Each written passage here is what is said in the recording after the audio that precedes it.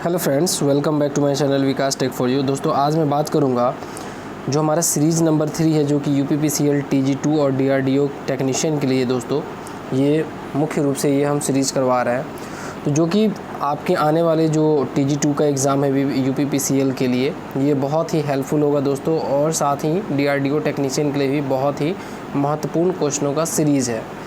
तो दोस्तों आपको पता होगा कि मैंने प्लेलिस्ट इसका बना चुका हूँ यूपीपीसीएल TG2 के नाम से, तो आप इसको प्लेलिस्ट में जाके आप सभी वीडियोस को 1 बाय 1 देख सकते हैं। चलिए मैं आज का क्वेश्चन करता हूँ दोस्तों, जो कि यूपीपीसीएल में कई बार पूछा गया क्वेश्चन है और भी बहुत सारा है जो DMRC में पूछा गया दोस्तों। तो मैं बस जो इम्पोर्टेंट क्वेश्चन है, जो बार बार आपके आने वाले एग्ज़ाम के लिए जो बहुत ही इम्पोर्टेंट क्वेश्चन है, उसी क्वेश्चन को दोस्तों आपके बीच में लेके आता हूँ।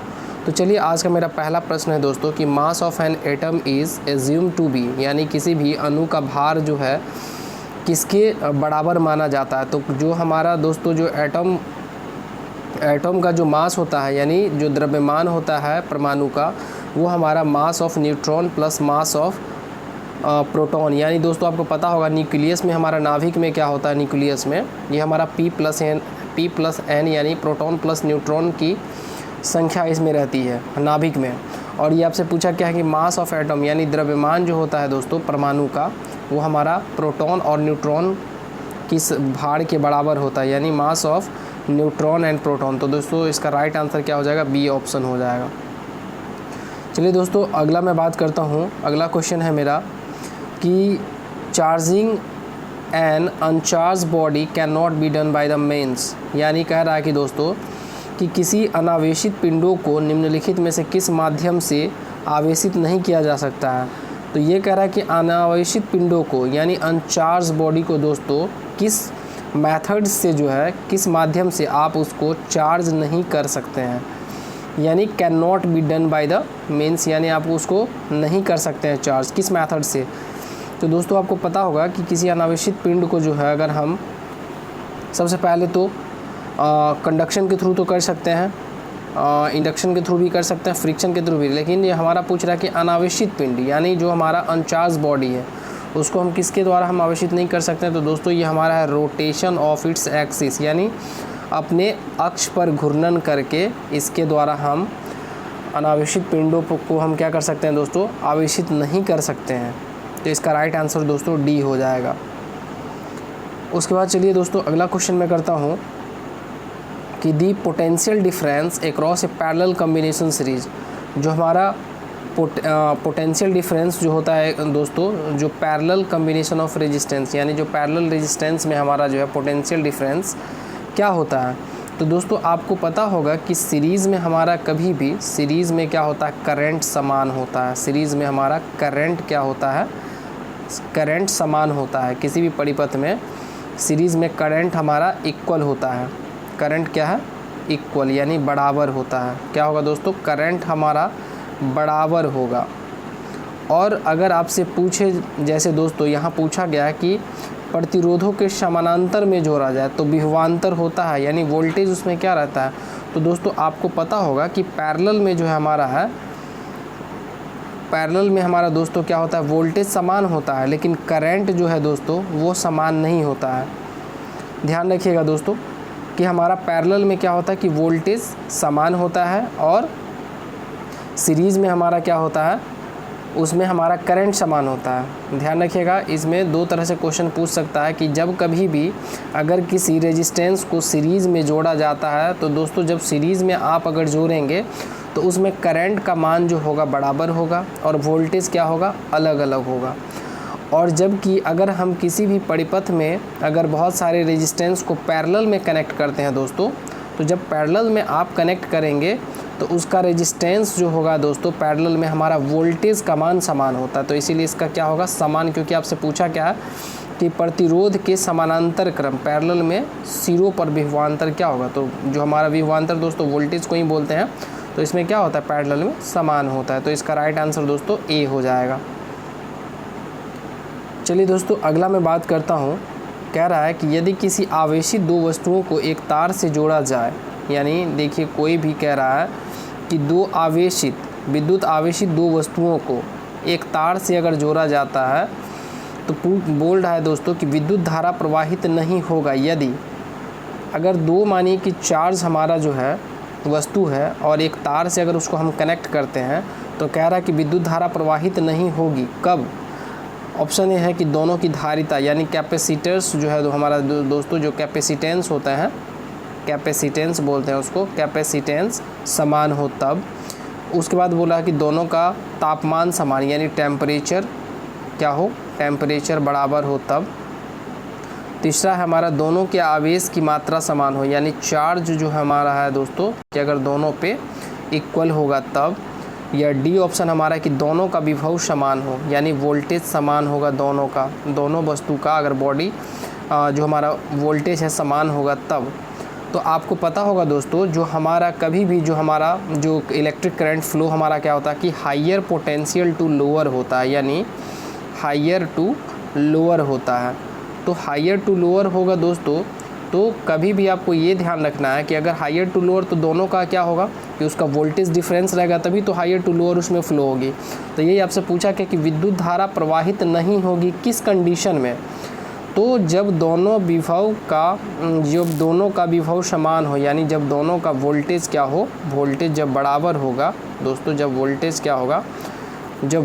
क्या होगा बराबर होगा तो उस कंडीशन में क्या होगा, वो नहीं होगा। वोल्टेज जब इक्वल होगा वोल्टेज तो उस कंडीशन में दोस्तों ये फ्लो नहीं करेगा, तो ध्यान रखिएगा।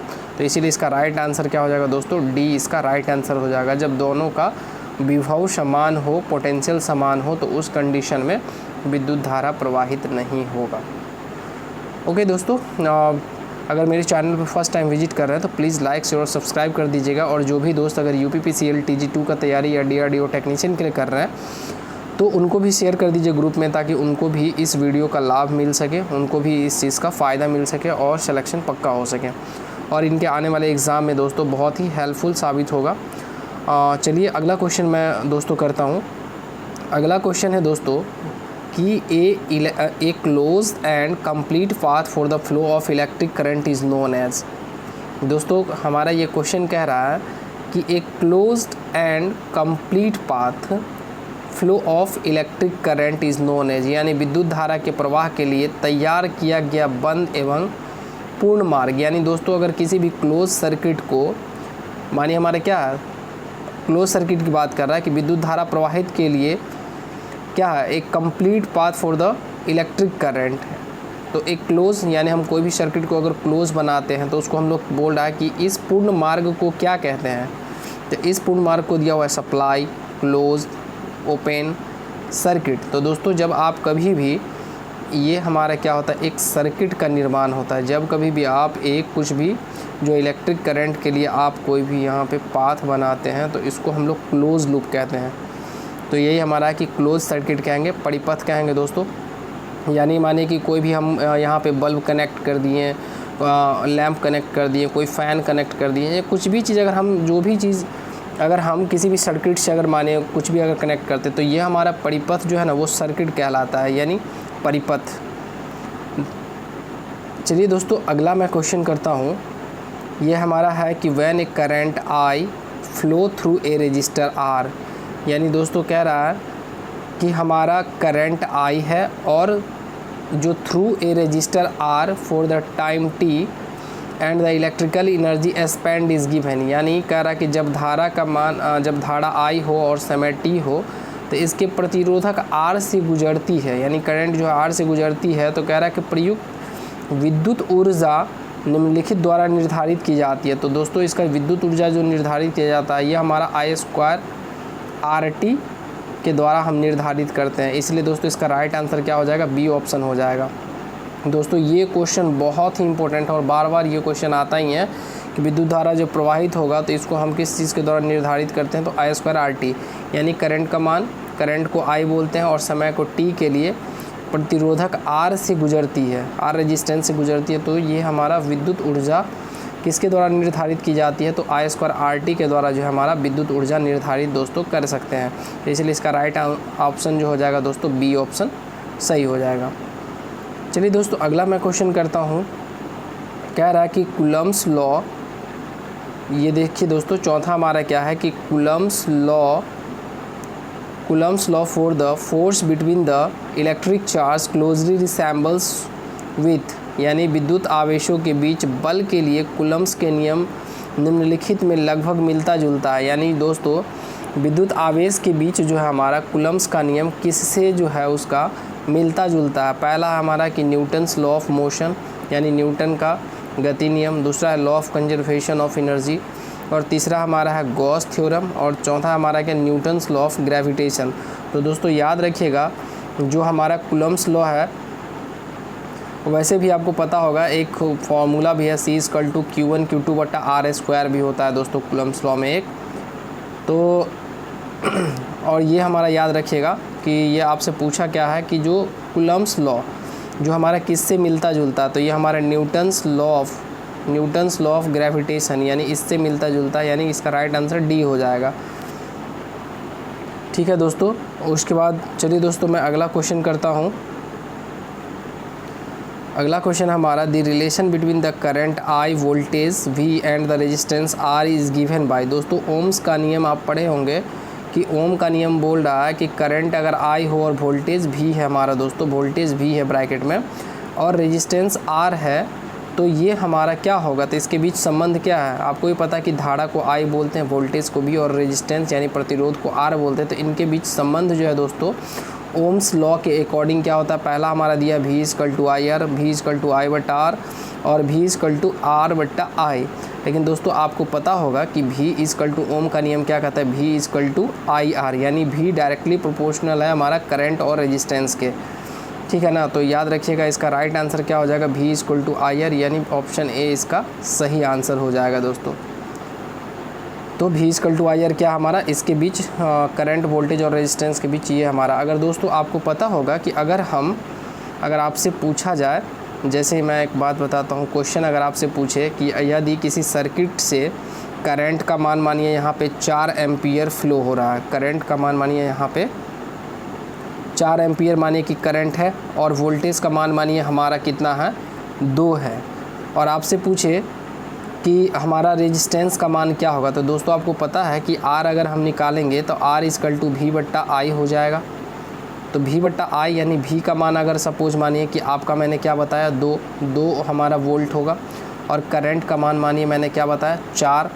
तो आपको पता होगा कि 2 दूनी 4 यानी 1/2 हो जाएगा। यानी जब दोस्तों आप इसको काटिएगा तो कितना आंसर हो जाएगा, 0.5 ओम आंसर आ जाएगा। यानी 0.5 ओम कितना हो जाएगा दोस्तों, जब इसको आप काटेंगे तो 0.5 ओम, ये हमारा क्या होगा दोस्तों, 0.5 ओम आंसर हो जाएगा। 0.5 ओम आंसर हो जाएगा। जब आप 2/4 को काटिएगा तो 1/2 होगा, और इसको जब ऊपर ले जाइएगा तो कितना होगा, 0.5 ओम। तो इस हिसाब से दोस्तों या तो आपसे न्यूमेरिकल भी पूछ सकता है, या तो हो सकता है कि ये डायरेक्ट आपको इस रिलेशन से आपको रेजिस्टेंस निकालने के लिए बोल दे। तो आप याद रखिएगा R=V/I। और आपको अगर करंट का मान निकालना हो तो दोस्तों, तो करंट बराबर क्या कर लीजिएगा, I=V/R हो जाएगा। ठीक है ना, तो इस तरह से आपको ये फार्मूला, एक फार्मूला से आप इसका 3 फार्मूला इसको जनरेट कर सकते हैं। तो इसीलिए दोस्तों V=IR यह हमारा ओम्स का नियम कहता है। तो इसलिए राइट ऑप्शन इसका क्या होगा दोस्तों, ए हो जाएगा। चलिए दोस्तों अगला मैं क्वेश्चन करता हूँ। ये हमारा है कि which is the correct mass energy equation. ये हमारा देखिए कह रहा है कि कौन सा जो है हमारा है करेक्ट है मास एनर्जी इक्वेशन, यानी आइंस्टीन के द्वारा जो है द्रव्यमान ऊर्जा समीकरण, इनमें से कौन सा सही है। तो दोस्तों ये पहला दिया हुआ हमारा E=mc², B= हमारा क्या है m²c², C हमारा क्या है mc², और D हमारा है mc का होल स्क्वायर। लेकिन हमारा दोस्तों अगर आप जैसे डी ऑप्शन को देखेंगे तो क्या हो जाएगा, m²c², लेकिन इसका राइट आंसर क्या हो जाएगा, ये हमारा सी ऑप्शन हो जाएगा, क्योंकि आइंस्टीन के जो स्टेटमेंट है द्रव्यमान ऊर्जा समीकरण वो E=mc² है, जो कि इसका राइट आंसर दोस्तों सी हो जाएगा। दोस्तों सभी क्वेश्चन को आप लोग राइट डाउन कर लीजिएगा, और ये क्वेश्चन आप बहुत ही इंपॉर्टेंट क्वेश्चन है। तो आपके ये इस आने वाले एग्ज़ाम में बहुत सारे क्वेश्चन आपको देखने को मिलेगा हूबहू। चलिए दोस्तों, मैं बात करता हूँ अगला क्वेश्चन की, किसी विद्युत बल्ब में अगर धारा का मान 8 बढ़ जाती है, यानी 8% जो है अगर करंट का मान, यानी धारा दोस्तों करंट को बोलते हैं, अगर I बराबर अगर 8% बढ़ जाती है तो इसके सामर्थ्य पावर में वृद्धि कितना होगी। तो दोस्तों आपको एक पता होगा फॉर्मूला, जो हमारा पावर में वृद्धि P=VI होता है ना। तो अगर हमारा समझिए कि अगर पावर में पूछ रहा है कि वृद्धि ये हमारा कितना होगा, पावर में कितना वृद्धि होगा, तो दोस्तों आपको पता है कि ये फार्मूला P=VI है। तो अगर हमारा पावर, जितना हमारा वोल्टेज या करंट इंक्रीज़ करेगा उतना ही हमारा पावर भी बढ़ेगा। ये बोल रहा है कि 8% इसका जो है करंट बढ़ रहा है। दोस्तों ये करंट जो है 8% बढ़ रहा है, तो करंट बढ़ेगा तो इसका पावर भी दोस्तों 8% इसका बढ़ेगा, 8% ये भी इंक्रीज़ करेगा, क्योंकि ये डायरेक्टली प्रोपोर्शनल है। तो दोस्तों ये हमारा देखिएगा 8% हमारा क्या हो जाएगा, इसीलिए इसका राइट ऑप्शन जो होगा दोस्तों ए हो जाएगा। अगर ये हमारा पूछता जैसे अगर दोस्तों अगर इन्वर्सली अगर रहता तो ये हमारा 8% सपोज मानिए घट जाता, लेकिन ये हमारा क्या है, P=VI होता है। तो वोल्टेज इंटू करंट को ही शक्ति कहते हैं, और आपसे पूछा है कि पावर में कितनी वृद्धि होगी, तो 8% ही होगा, इसलिए इसका राइट ऑप्शन क्या हो जाएगा दोस्तों, ए हो जाएगा। चलिए दोस्तों, मैं अगला क्वेश्चन करता हूँ। अच्छा, ये क्वेश्चन दोस्तों इतने ही थे, और मैं लाइव से भी दोस्तों मैं एक बात बताना चाहूँगा, मैं आपका जो क्वेश्चन जो इम्पोर्टेंट टॉपिक है उससे बहुत सारे क्वेश्चन, जैसे डीसी मशीन जो हमारा है, मोटर, जनरेटर, ट्रांसफार्मर और बेसिक इलेक्ट्रिकल, जो क्वेश्चन बहुत ही बार क्वेश्चन दोस्तों जिस टॉपिक से आ रहा है उस क्वेश्चन को मैं बहुत दोस्तों आज या कल से मैं आपको लाइव आके मैं आपको पढ़ाऊँगा। तो आप लोग सभी क्वेश्चन को एक एक करके दोस्तों याद रखिएगा, और आपको बहुत ही हेल्पफुल साबित होगा। अगर मेरे चैनल पे दोस्तों फर्स्ट टाइम विजिट कर रहे हैं तो प्लीज़ लाइक से और सब्सक्राइब कर दीजिएगा। आपके एक लाइक से दोस्तों मोटिवेशन मिलता है और वीडियोज़ बनाने में भी अच्छा लगता है दोस्तों। प्लीज़ लाइक से और सब्सक्राइब कर दीजिएगा। थैंक यू सो मच दोस्तों।